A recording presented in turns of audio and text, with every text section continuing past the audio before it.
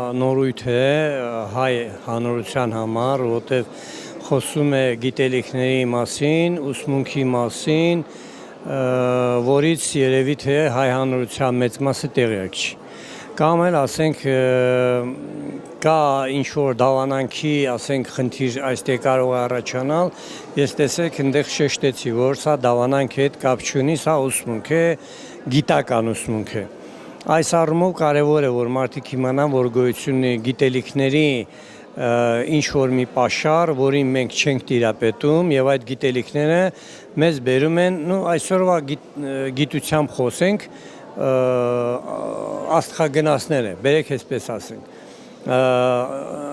Ես օրինակ ուսանողական տարիներին, երբ որ կարդացել եմ, եղել է արդյոք Աստված աստղագնաց այդ գիրքը Էրիխ ֆոն Դենիկենի, այն ժամանակ դա մեքենագիր գիրք էր, ուսանողներով ձեռից ձեռ էին թռցնում, որպեսզի ունենայինք այդ գիրքը։ Հիմա մարդիկ հնարավորություն ունեն գիրքը ձեռք բերելու, ուսումնասիրելու, տեսնելու ինչ կա դրա մեջ գրված, որ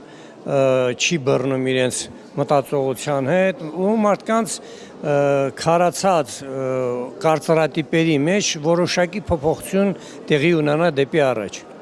Մարդկանց ուղերներում փոթորիկ առաջացնելու, որովհետև մարդիկ սովոր են ընկալել այն, ինչ որ իրենց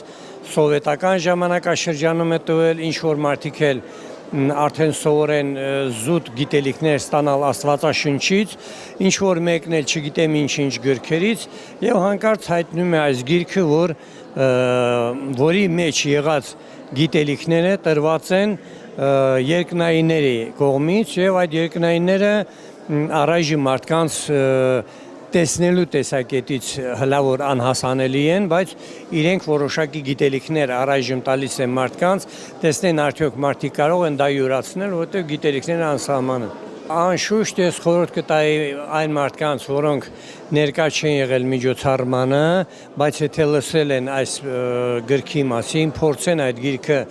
ձեռք բերել, ուսումնասիրել, բոլոր դեպքերում դա գիտելիքների որոշակի պաշարի լրացում է, գուցե նաև ինքը փորձի այդ գիտելիքները իր պրակտիկ ուժերով իրականացնել, որտեղ նույնիսկ ինչ գիտելիք մարդ ստանում է, ինքը դա պետք է փորձի իրականացնի։ Ես օրինակի համար նորից մի հատ տվյալ տամ, որ եթե մարդը նայում է կինոֆիլմ, որտեղ Օյամա Սանը ձեռի մի հարվածով ջարդում է 40 աղյուս, դա չի նշանակում, որ ես ու դու կարող ենք այդ աղյուսի ձև ջարդել։ Դրա համար պետք է